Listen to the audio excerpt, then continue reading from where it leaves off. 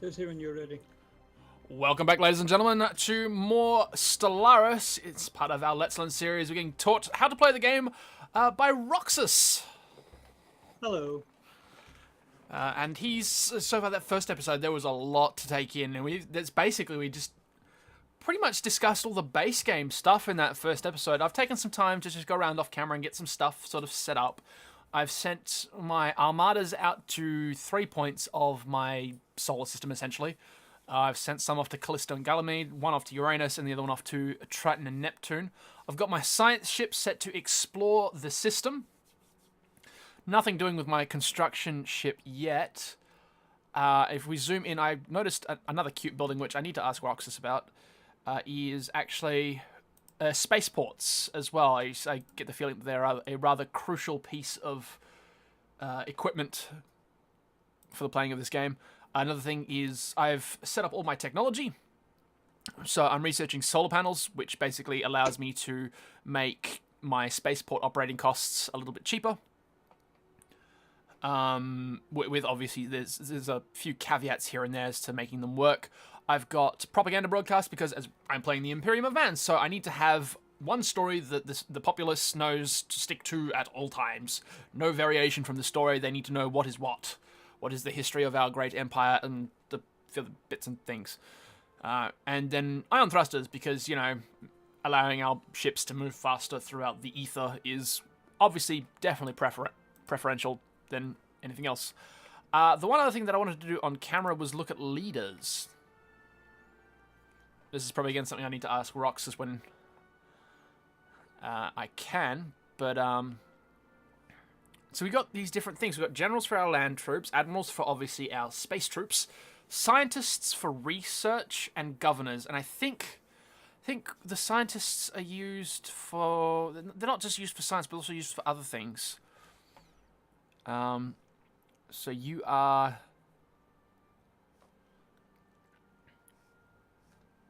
That is our science ship. What do you give bonuses to? You're careful, so anomaly fail risk. Right, fair enough. I think I might want to do admirals on all...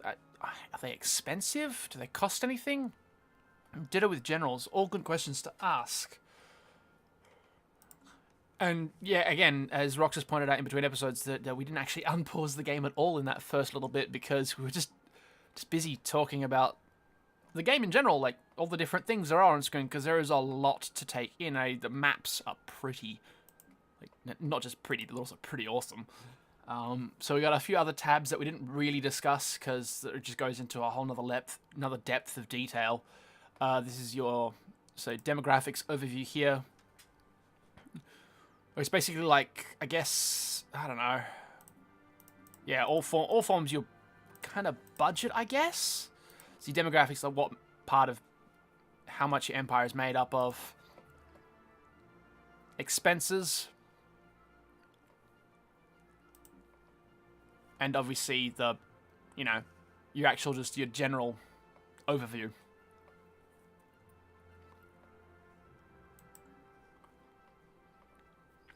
Contacts, obviously, so we're the only person that we know of right now. Situation log. Roxas did point out in between episodes again that there were certain victory conditions that we possibly could achieve in this playthrough. So Federation, Conquest, and Domination Victory, all of them have their own special attainables, I guess. So 40% of all habitable planets for Domination. Conquering or subjugating all other empires, obviously that's a pretty long one. I don't think we want to get it, but Federation is doable. Situation log just tells us all of the events that have happened in our game, I believe. It also gives us maybe missions. So I played about 20 minutes of this before, contacting Roxas to help me learn this a little bit better. Tech, we've been over. Ship designer, I'm actually going to do an entire episode on the ship designer, so we won't cover that just yet. And most of the stuff is pretty good as far as I can tell. There are a few other things that I need to maybe talk through at a later point.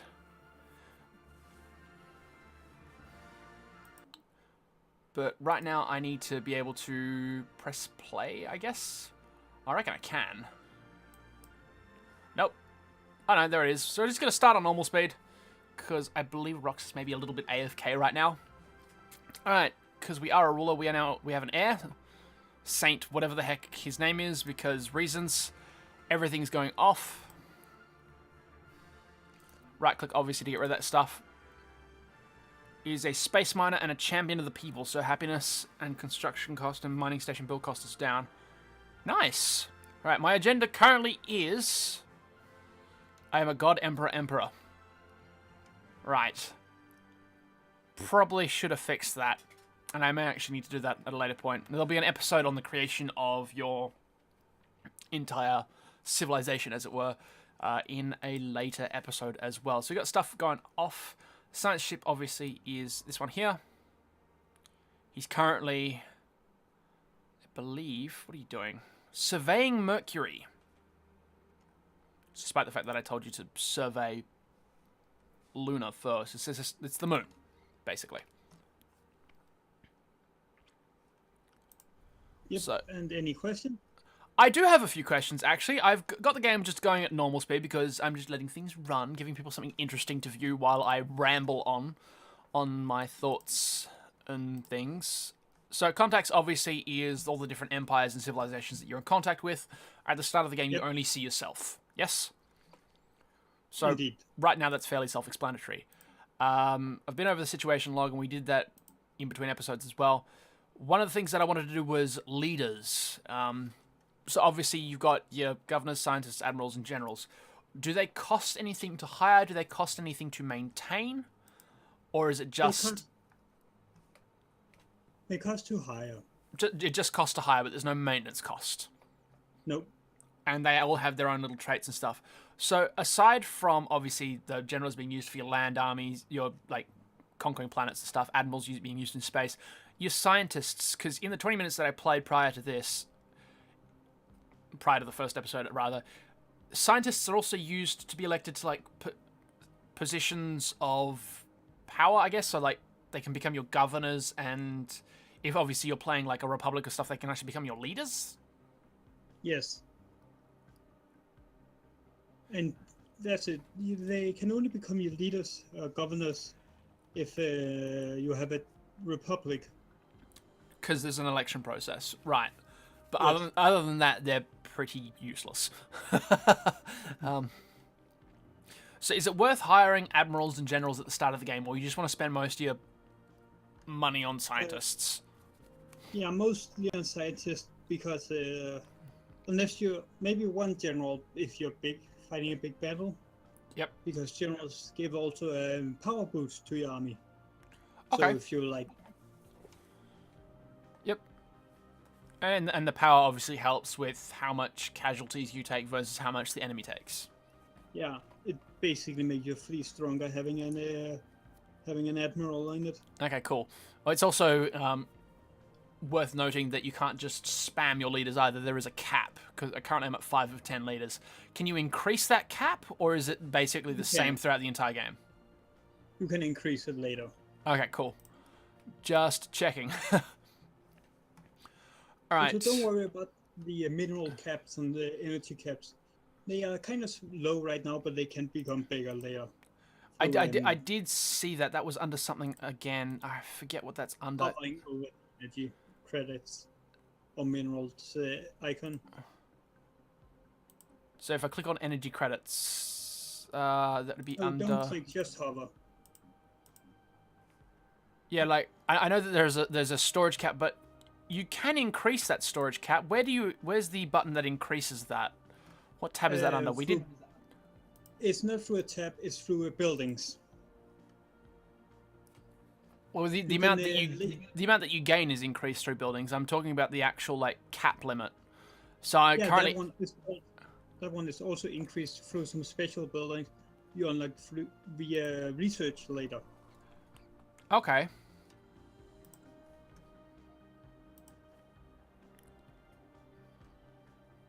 Also, you might have misunderstood me earlier when I talked about moving your fleets around.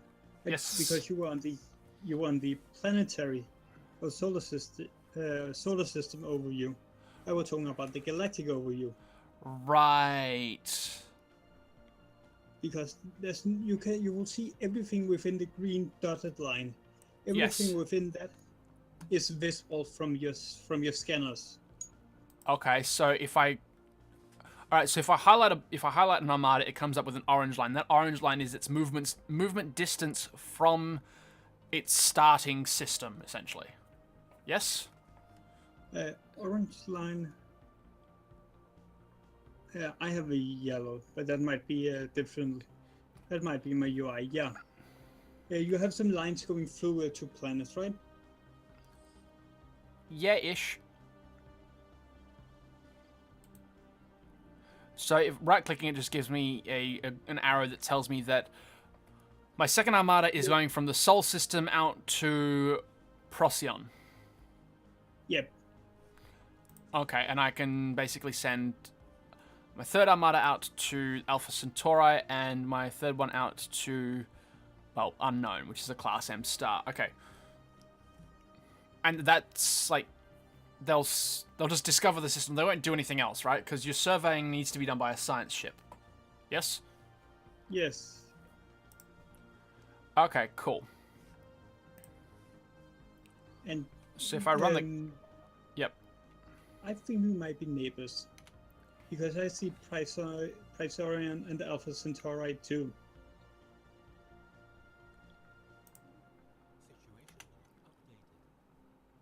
You reckon? Yeah. So you can see Cirrus, Upstarth, Procyon. Yeah. Unuk. So yeah, we are neighbors. Yep, I can see you. You are... Ah, right. Okay, so you see Unuk, which is the one that I'm moving to. That means that you are to my north, I guess? No, because they are on board of me. Do you know Barnard's Star? Barnard's Star? I can't see it Barnard's yet. Star? But it's right above Alpha Centauri. Yes.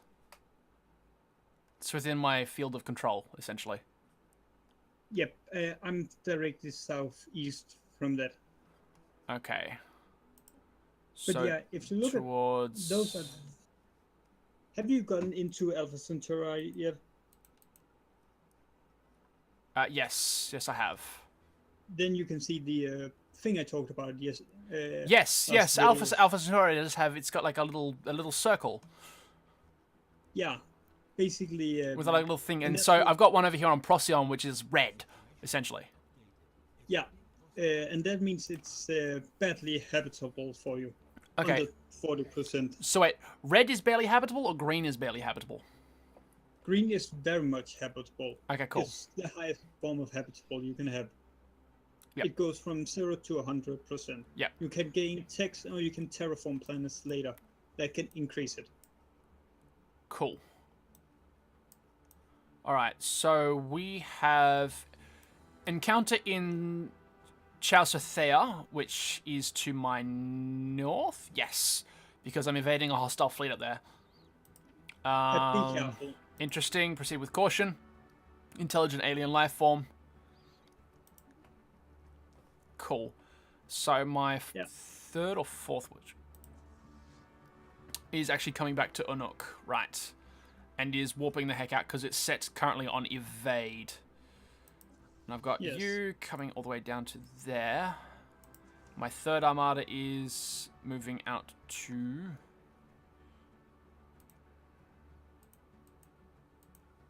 No. And cool. You have, if you click on your planet and then click surface. Surface? So click on Barnard's Star and click surface, or... no, click on your own planet. I'll click on Terra. Right, using home. So click on Terra, surface. Yep. Suppose we're going to talk about this a bit. We're going to just pause it, I guess. Yeah, this is basically your planet's population size and what they're building. Okay. This is where you add different kind of buildings. Yep. And there is land clearing stuff as well. Yeah, which is basically urban sprawl or slums. Sprawling slums, industrial wasteland. Yeah. Okay, cool. Which you used energy and minerals on clearing. So you then can use it to build. If you click on an empty province, you can see the buildings you can build right now. Okay, cool. Yep. Monuments, science labs, farms, silos, networks, plants, and a temple. Yeah, and like I have a one that is 2 minerals, like a base tile. If I were to build anything other than a mining network on it, I would lose those 2 base value. Okay, so I have a terrain thing that has sprawling slums, but it has 1 mineral on it. If I was to build anything other than a there's a mineral silo or a mining network. Yeah, you would lose it. I'm pretty sure you would lose it even if you build a mining silo. Only if you build a mineral network, you would still keep it. Okay, interesting. The tiles that have nothing underneath them, is that like just you can put anything there, or is that that's just a wasted tile essentially? There's nothing there for you to be. There's no gain in building anything. It's just there's no natural resource there. So you basically have to create them. No, you cannot create them, but there you can use to those you can use to put buildings like your authoritarian monument. Yep. That gives unity, or your temple. An autochthon monument or the temple. Okay, fair enough. Things that generate unity. Or other stuff like mining silo. Okay, cool. So basically, stuff you can build stuff there that you can build everything on it, but it doesn't have a natural bonus. That's just it. So you can also use it to build other stuff that doesn't require you to have a natural bonus, or that doesn't, or that don't benefit from having a natural resource on that tile. I see. Yep. Armies obviously is the armies that are surface side. The ones that are on the planet. And the spaceport is basically it's like the gigantic floating pile of doom hovering above your planet. Yeah, and that is where you build your military ships, your science construction, your colony ships when you're going to expand. I'm going to queue up another science ship. And maybe 1 more Corvette. Because, 3 Corvettes is not enough for anybody. Let's be honest here. No, but in the start it's normally normal because no one will be hostile to you in the start. Yeah, you go science ship basically almost immediately. All right, so looking at the pop-ups, anomaly. Ooh, hello. Sure, let's research the anomaly. Yeah, and those were also some of it because they can have events. Evade. Alright, so it's evading the hostile fleet, of which I have found I've actually found 4 things that are hostile to me. Alpha aliens. A couple of alien vessels. In fact, they're all alien vessels. And my 4th fleet has decided, nope, not worth it. Bugging out. Yeah. Alright, and that's around south there. Okay, interesting. See, I had no idea how to get to the galaxy map mode. As pathetic as that sounds, I had no clue. Like, literally no clue. Yeah. And I can just tell that someone's going to smack me in the comments for using the word literally wrong. Alright, I guess we'll just let the game run for the last minute or so. Yep.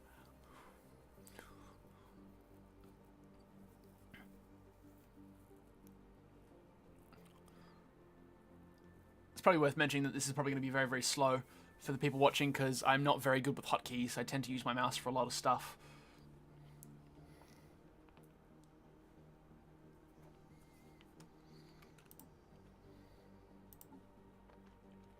Oh, that's what I was looking at was policies and edicts was the thing that I was looking at because it looks like you can actually increase like your stockpiles and stuff. Yeah. I've encountered people in Unuk.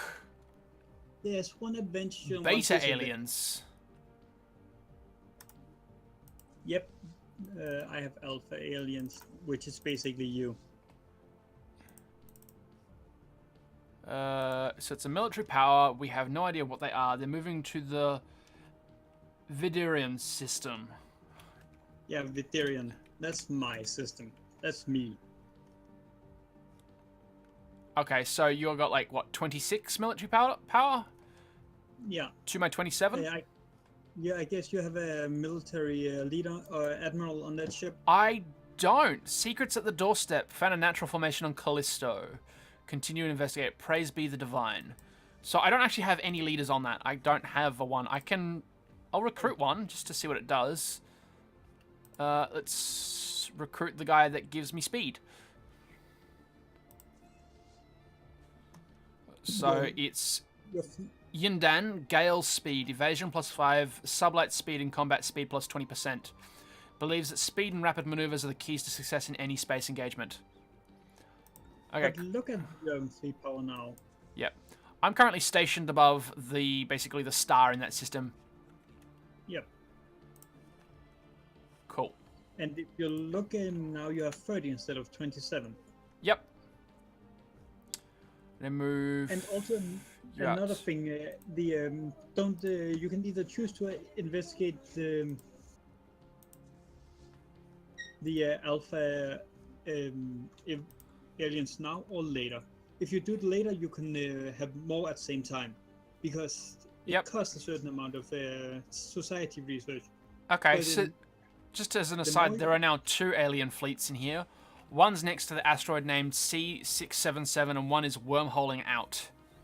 Yeah, both of them were mine. Okay, cool. So basically, I've met you, essentially. Yeah, I have 2 different. I have them to also explore in a circle around me because I'm using wormhole. All right. So if I'm investigating these aliens, then it does put on hold something. Yeah, it put on hold your society research or whatever else it's gonna say. The picture on the right side of it, of the investigate alpha aliens available, is a picture that correlates with one of the 3 different science research you can have. Yep. That tells you what they will use instead of. There's a trick to it where you, if you just research multiple of those at the same time, it's going to take the same amount of time as if you were only researching one. Okay. But it will not block anymore, but it will only block one time. Fair enough. So if you start if I start research, investigate alpha and investigate beta at the same time, it only takes the once. Yes. Okay, cool. That's actually really that's handy to know. So you actually do multiple researches at the same time, and it doesn't take any extra time, and doesn't block it for any extended period of time either. Yeah, and I normally just let the AI do it because then they spend the time and I don't. Okay, cool. All right. Well, that's all we got time for this particular episode. Thank you once again, Roxas. And as for everyone on YouTube, thanks for tuning in.